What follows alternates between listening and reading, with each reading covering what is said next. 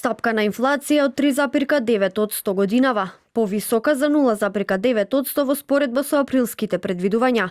Народната банка со нови ревидирани прогнози, инфлацијата повисока, а економскиот раст на ниво од 3,5%. Годинава дефицитот на тековната сметка ќе биде подлабок во однос на лани и ќе изнесува 4,2 од бруто домашниот производ. Според гувернерот на Народната банка Трајко Славевски, и годинава ценовниот притисок е подгреан од цените на храната и на енергенсите. Нашите очекувања се дека просечната стапка на инфлација во 2025 година ќе изнесува 3,9%, а во натамошниот период на проекции ќе следи патека на надолно приспособување и враќање кон историскиот просек, што го бележевме изминатиот период.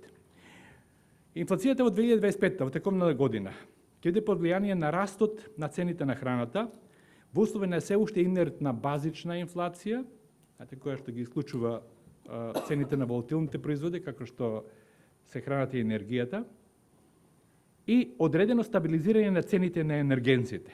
За разлика од проекциите на Народната банка, предвидувањата на македонската влада се дека инфлацијата годинава ќе изнесува 2,8%.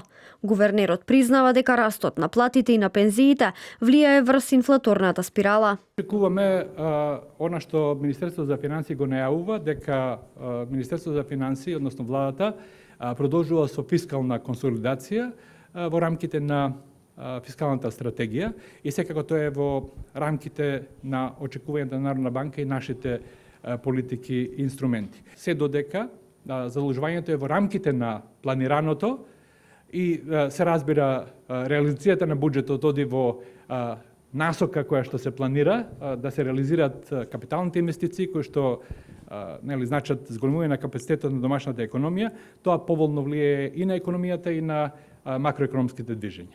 Во првата половина од 2025 година економскиот раст изнесуваше 3,2% и Народната банка очекува дека годинава ќе заврши со стапка на раст од 3,5%, додека во следните 2 години просекот ќе се движи околу 4%.